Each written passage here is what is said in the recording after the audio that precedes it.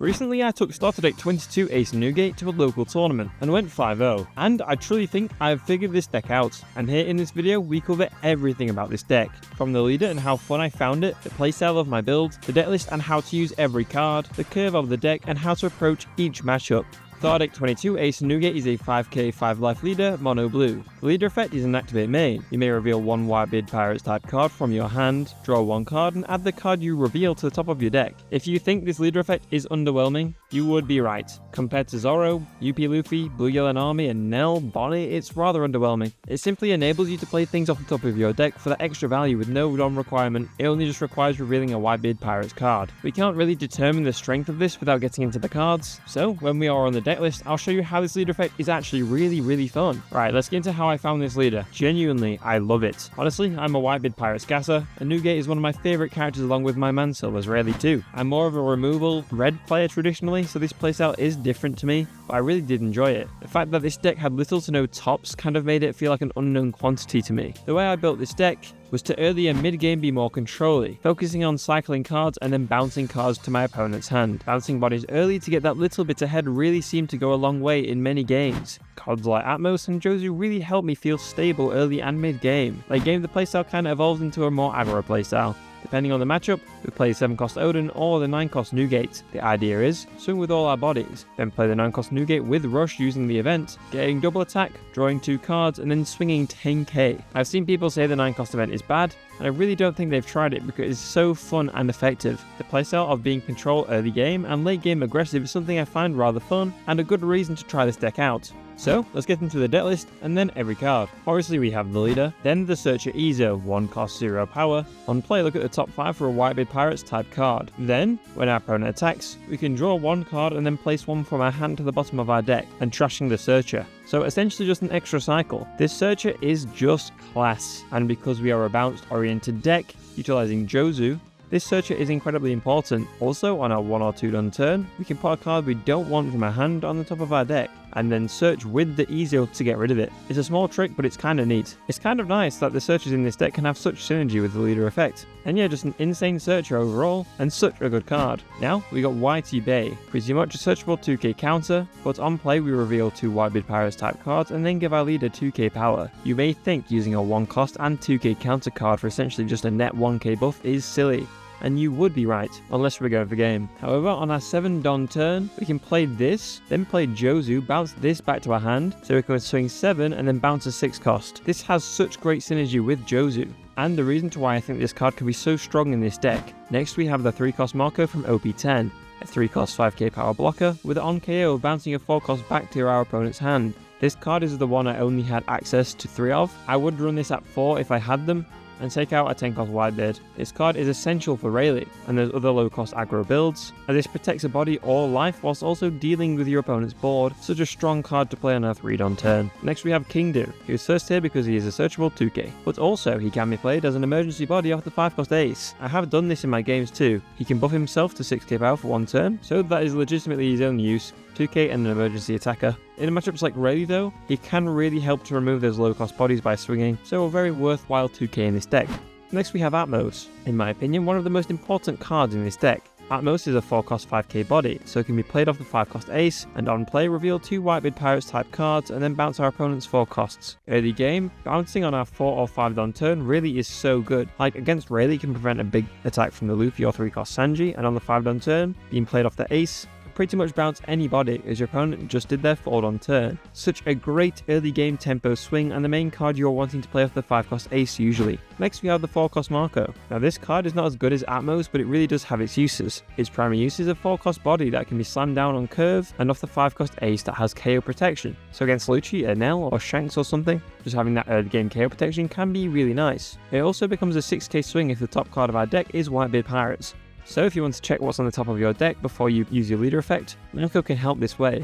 Now the 5 cost Ace. This is a great card. 5 cost 6k power, on play reveal the top card of our deck. If it is a 4 cost or less Whitebeard Pirates type card, we can play it. So we can stack with our leader ability, then use this Ace to play it out. This is great for going wide with 5 and 6k bodies early. And the 4 cost can have effects like Atmos, so we can develop 2 bodies and bounce 1 for 5 Don. Pretty solid early game play. We will get into our deck's curve after the deck list, but going first is ideal, so this 5-on turn can be really crucial to controlling the early game tempo. Next is a 2k 5-cost Ace, which is legit just our final searchable 2k that is a vanilla body. Nothing else really to go over here. Now, Jozu, another crucial card. 6 cost, 7k power. On play, bounce a character back to our hand that is not this card, which can be Izo or YT Bay, then bounce our opponent's 6 cost or less characters. Controlling the board mid-game, we can bounce Tashigi back or Cavendish or Yasup or Lucky Roo. Jozu is a blue staple and one of the most vital cogs to keeping this deck ticking. Next is the 7-cost Odin. I'm running this at 2 only because the way I've built this deck only needs this for removal matchups, and matchups like Shanks, Enel, Green Zoro and Blue-Purple Luffy. It's just a body to swing really big. This Odin, if you don't know, 7 cost 8k power. If it gets removed, you can just trash 2 cards from your hand instead. Then on activate main, bounce the body back to our hand for 3 Don, then restand the character. You can stack 7 Don, then swing 15k, then use its ability to restand, and then swing 15k again on our 10 Don turn. Against UP Luffy, for example, this is mad strong, and such a good character in those niche of matchups. Next is the big boy, 9-cost Newgate, 10k power. Double attack.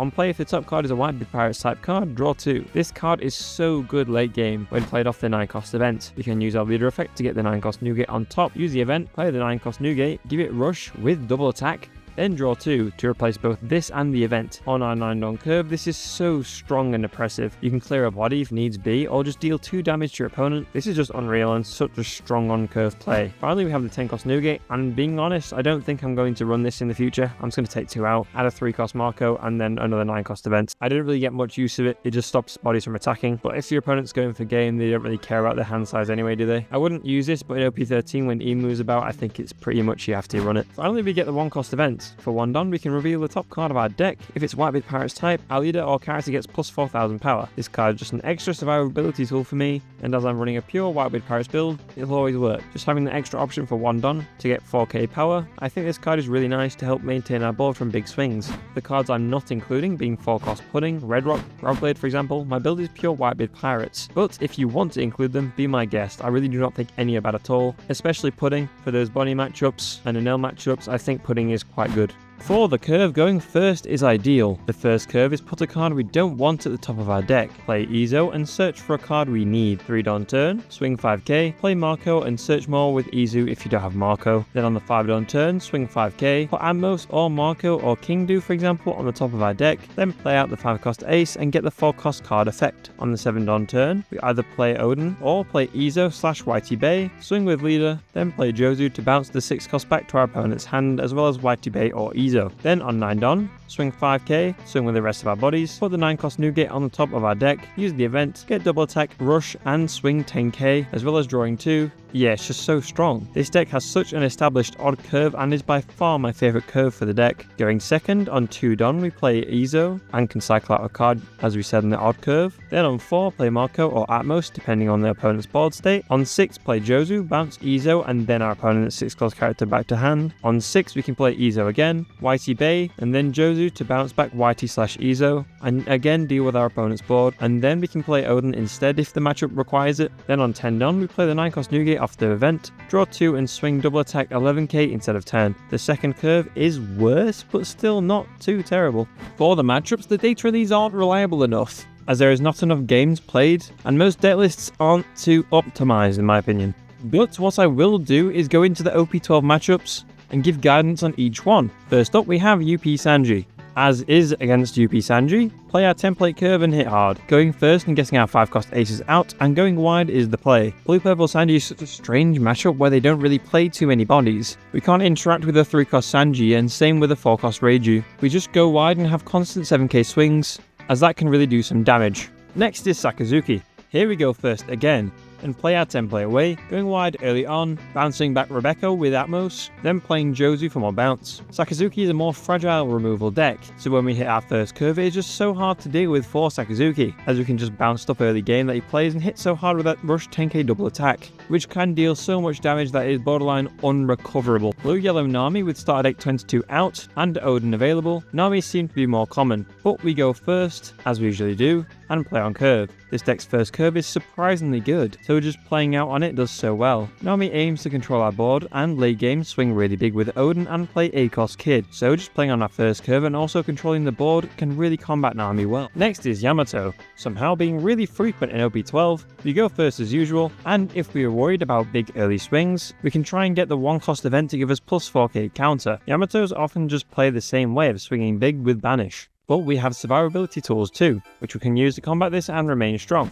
Shanks, here we go first again, but going second is not too different as it stops them playing on their curve. Again here, we play on curve, and on 5 can bounce Lucky Roo with Atmos, and then Yasop or Rush Luffy with Jozu. Just early and mid game, this deck has excellent tools for controlling the board. Enel. Here we prefer to go second as that is the Enel's curve, and new Enels seem to love starving, which is pretty boring. Pretty much we play Marco 4 costs, then play Jozu to control the board, then just get our Newgates and swing big. We focus on keeping our hand big, going wide and tall, so we can threaten lethal before the Enel can play out the 10 costs. Here 7-cost Odin is extremely strong, and can clear 2 10 costs in one turn, and if the Enel counters the swings, their hand will be absolutely depleted. Now Piss Kid. Here I had a matchup into Kid into the final, and I went first. My game plan was just playing on curve. I played the 3-cost Marco, and then the 5-cost Ace into Atmos to bounce back the Basil Hawkins. Then I played YT Bay into Jozu, which swung 7k and bounced back a Kikinojo. Then late game, the kids spammed out the 7-cost Laws to heal, but I just swung with all my characters, and then when they blocked, played out the 9-cost Newgate with Rush, drew 2 and swung with double attack.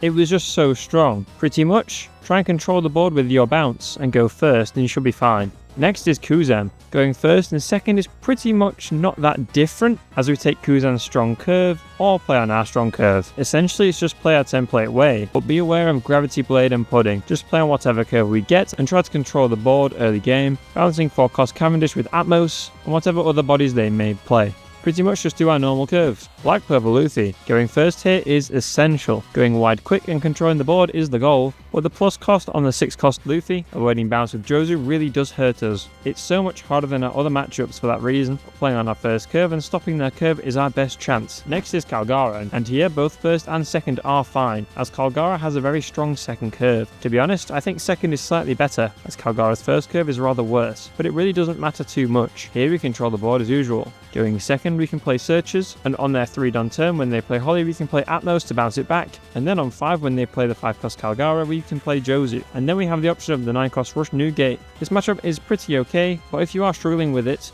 you may want to include Gravblade. Now we have Rayleigh. This is a rather hard matchup, but here we 100% take second, and then just search for all of our bounce characters, and spamming Atmos really does work, as it bounces every character in their deck. We can play Atmos on 4 to bounce the 3-cost Sanji, then on 6, play 5-cost Ace into Atmos or just play Jozu. We can play the 3-cost Marco too, but mainly we just go wide and bounce, as then we have the characters to help clear bodies and also remove them by bouncing them when we get the on-plays. Rayleigh is a hard matchup, but utilising our bounce we can really bridge the gap, and the 9-cost double attack swing always packs a punch. Zoro, probably one of the hardest matchups we have. We go first here as it is far better. Going first allows us to play Marco, then Ace into Atmos, and then on 6 when they play Tashigi, rest Atmos or Ace, swing big into it, and the idea is we try our best to counter out, and keep going wider with Jozu, bouncing back Tashigi's, and as Ace and Atmos stay alive, we keep bouncing Tashigi's, leaving one done up for the counter events, and just taking life whilst keeping our bodies alive. That is the best way to approach this matchup. Then on 9, slapping a lovely double attack Rush body, and drawing 2